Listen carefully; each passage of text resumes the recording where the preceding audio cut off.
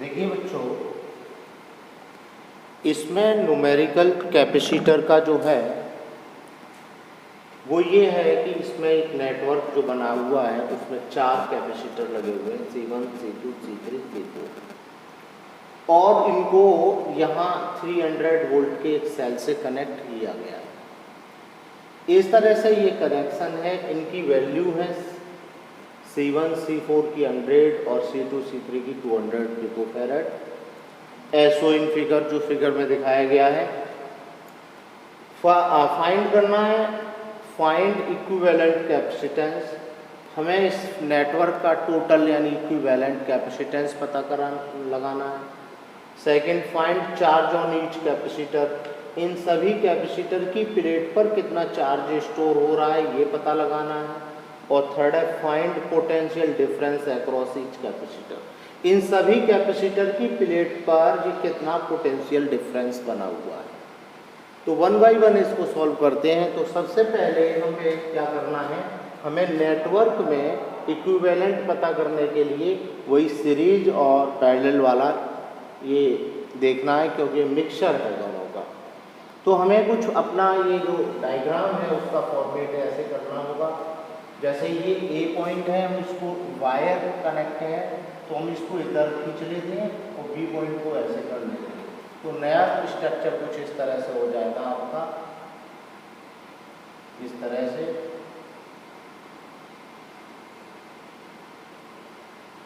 ये C1, ये C2, ये C3, ये C4, ये A। इस तरह से कनेक्शन हो जाएगा। हम इसको ओपन करके ऐसे नोट कर सकते हैं। अब हम यहाँ देख पा रहे हैं कि यहाँ पर C2 और C3 किस ग्रुपिंग में है, किस कॉम्बिनेशन में है, सीरीज कॉम्बिनेशन में है। C2, C3 हमारे सीरीज कॉम्बिनेशन में है, तो इनको सीरीज कॉम्बिनेशन से सॉल्व कर लेंगे। तो सॉल्व करना है फर्स्ट वाले पोर्शन को। इसमें C2 and C3 are in series, series में सॉल्व करते हैं तो C dash equal to 1/C2 plus 1/C3, यानी ये हो जाएगा 1/200 प्लस 1/200, और इसका वैल्यू हो जाएगा 1/C डैश इक्वल टू 2/200, ये 1/100, और C डैश की वैल्यू हो जाएगी 100 पिकोफैरड। ये हमारा इन दोनों को सॉल्व होके हो गया। अब इन दोनों को सॉल्व होके यहाँ एक सिंगल C डैश हो जाएगा। इन दोनों का टोटल एक C डैश हो जाएगा। वो C डैश और ये C1 ये आपस में कैसे होंगे, पैरेलल होंगे। तो यहाँ C dash and C1 are parallel, ये आपस में पैरेलल होंगे। तो पैरेलल के लिए इसको ऐड करते हैं तो C डैश प्लस C1 यहाँ हो जाएगा 100 पिकोफैरड प्लस 100 पिकोफैरड इक्वल टू 200 पिकोफैरड। तो C डबल डैश हमारा हो गया 200 पिकोफैरड, यानी तीनों को सॉल्व होके इनकी जगह पे यहाँ एक सिंगल रह जाएगा। और वो C डबल डैश इस C4 के साथ कैसे हो जाएगा, वो सीरीज में हो जाएगा इस तरह से। ये ऐसे हो जाएगा, ये B, ये A, ये C4, ये C डबल डैश। अब ये दोनों कैसे दिख रहे हैं, ये हो रहे हैं आपके सीरीज में। तो C double dash and C4 are in series. तो हमारा ये इक्विवेलेंट फाइनल आ जाएगा। Final equivalent 1/C double dash plus 1/C4, इनकी वैल्यू है C डबल डैश की वैल्यू 200 और C4 की वैल्यू है 100। एलसीएम इसका हो जाएगा 200, तो 1 + 2 यानी 3/200, ये हो जाएगा आपका 1/C इक्विवेलेंट इक्वल्स टू 3/200। और C इक्विवेलेंट को ऊपर ले जाएंगे तो इसको भी ऊपर ले जाके क्या हो जाएगा, चलोगे 200/3 पिकोफैरड। तो ये हमारे फर्स्ट वाले का आंसर आ गया। फर्स्ट वाले में बताया गया, पूछा गया फाइंड इक्विवेलेंट कैपेसिटेंस।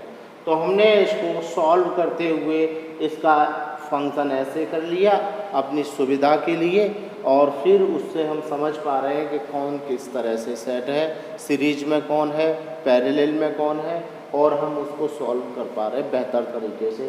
तो ये हमारा सॉल्व करते हुए फाइनल कैपेसिटेंस ए और बी के बीच का जो फाइनल कैपेसिटेंस है, इक्विवेलेंट कैपेसिटेंस है, वो हमारा निकल के आ गया 200/3 पिकोफैरेड।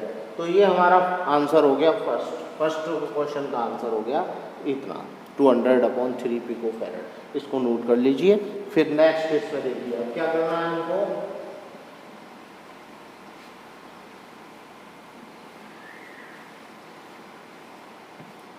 अब करना है सेकेंड पॉइंट है हमारा find charge on each capacitance. Charge को फाइंड करना है। तो चार्ज जो यहाँ से 300 वोल्टेज लगा हुआ है, यहाँ से चार्ज जा रहा है, तो चार्ज यहाँ से इसमें जाएगा तो ये C4 की ये प्लेट पड़ेगी, इस पर चार्ज स्टोर हो जाएगा। फिर यहाँ इस पर कुछ सेकंड पे नेगेटिव होगा, फिर उसके बाहर साइड पॉजिटिव होगा, पॉजिटिव यहाँ आएगा, ये पॉइंट है, कुछ भी इसको मान लेते हैं P या U कुछ भी। तो यहाँ U पॉइंट से वो दो जगह डिवाइड हो जाएगा, कुछ C1 की तरफ चला जाएगा, कुछ चार्ज C2 वाली लाइन में चला जाएगा।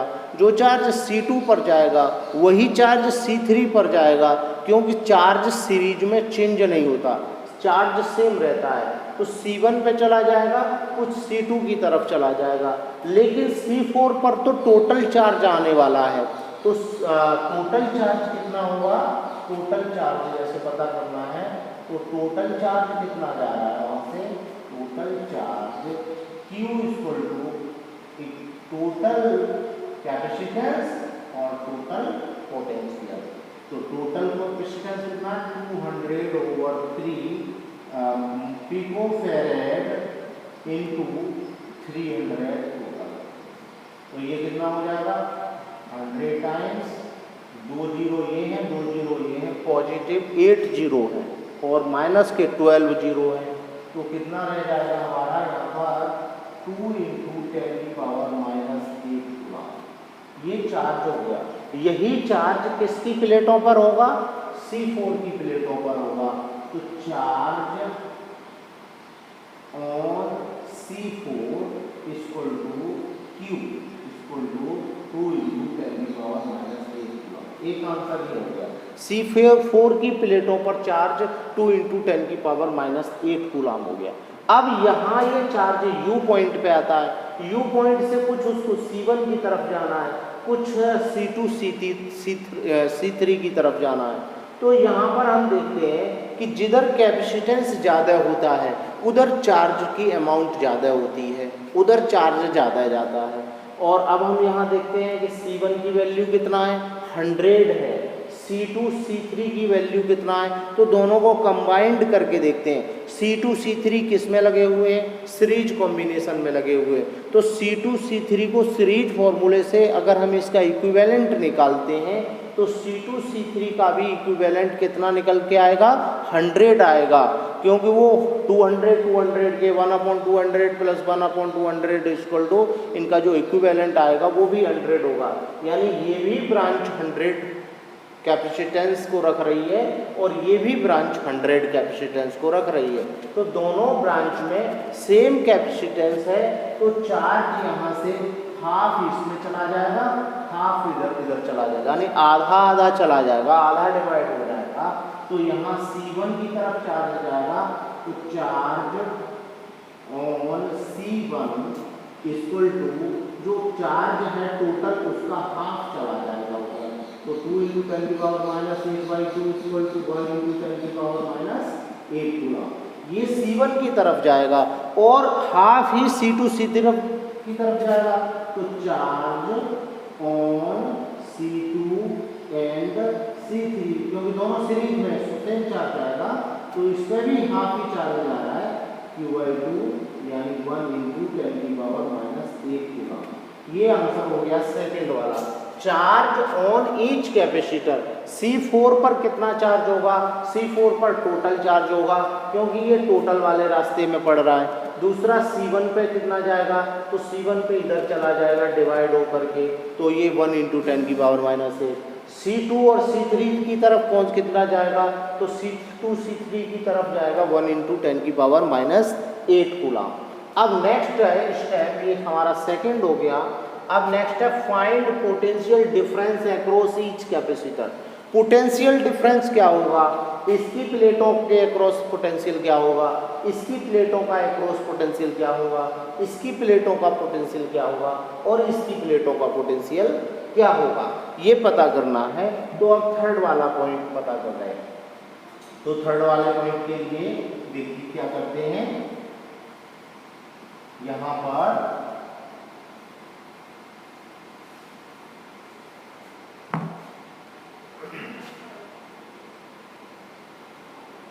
ये थर्ड वाला, तो पोटेंशियल डिफरेंस अक्रॉस C4 वाले पर पोटेंशियल क्या होगा। पोटेंशियल का फॉर्मूला होता है V4 = Q/C। अब इस पर चार्ज कितना है, Q टोटल वाला चार्ज है, C इसका कैपेसिटेंस है C4, तो टोटल चार्ज कितना था 2 × 10⁻⁸। C4 की वैल्यू कितनी है, C4 की वैल्यू है 100 पिकोफैरेड, 100 पिकोफैरेड। यहाँ से क्या होगा, माइनस का 12 है, प्लस का 2 0 है, माइनस का 10 बचा, माइनस का 10 ऊपर जाएगा, प्लस का 10 हो जाएगा, माइनस का 8 उसमें से माइनस हो जाएगा, तो प्लस का 2 बचेगा, यानी 100 बचेगा, और 100 का 2 में मल्टीप्लाई होगा तो कितना हो जाएगा 200 वोल्ट हो जाएगा। ये इस तरह से सॉल्व हो गया, ये 200 वोल्ट इसका आ जाएगा। तो यहाँ पर इसकी प्लेटों के अक्रॉस कितना चार्ज है 200, यहाँ से कितना चार्ज है 300, यहाँ कितना गैप में खत्म हो गया 200। अब इधर आगे कितना बचा, तो आगे चार्ज यहाँ U और B के बीच में हमारा कितना बचेगा, टोटल था 300, उसमें से इसका हो गया 200। अब आगे के लिए कितना बचा, तो potential difference between point U and B, U और B के बीच में जो बचेगा वो ये बचेगा आपका पोटेंशियल U और B के बीच का बचेगा, वो बचेगा 300 माइनस V4, मतलब 300 माइनस 200 = 100 वोल्ट, यानी इधर U और B का बचेगा हमारा 100 वोल्ट। अब हमें 100 वोल्ट में यहाँ देखना है, यहाँ हमारा कितना हो गया 100 वोल्ट हो गया, और यहाँ कितना हो गया 200 वोल्ट हो गया, और टोटल कितना हो गया, टोटल 300 वोल्ट है। क्लियर, यहाँ से 200 वोल्ट। अब 100 वोल्ट में यहाँ देखते हैं कि 100 वोल्ट में ये पैरेलल में पोटेंशियल चेंज नहीं होता, तो 100 वोल्ट के पैरेलल में हमारा C1 लगा हुआ है, तो C1 पे कितना पोटेंशियल होगा 100 वोल्ट होगा। तो potential difference across C1 V1 = V UV के किनारों का रहेगा, UV का ही पोटेंशियल रहेगा, और ये कितना है 100 वोल्ट, ये तो यही रहेगा। यानी C1 के अक्रॉस जो पोटेंशियल है वो V1, जो C1 का पोटेंशियल अक्रॉस है वो V1 होगा, और V1 किसके इक्वल होगा, इसके U और B के अक्रॉस जो है, तो वो 100 वोल्ट है, तो वो 100 वोल्ट ही रहेगा, क्योंकि वो पैरेलल में सेट है और पैरेलल में पोटेंशियल चेंज नहीं होता है। अब हम यहाँ देखते हैं U और B के बीच में ये दो लगे हुए C2 और C3।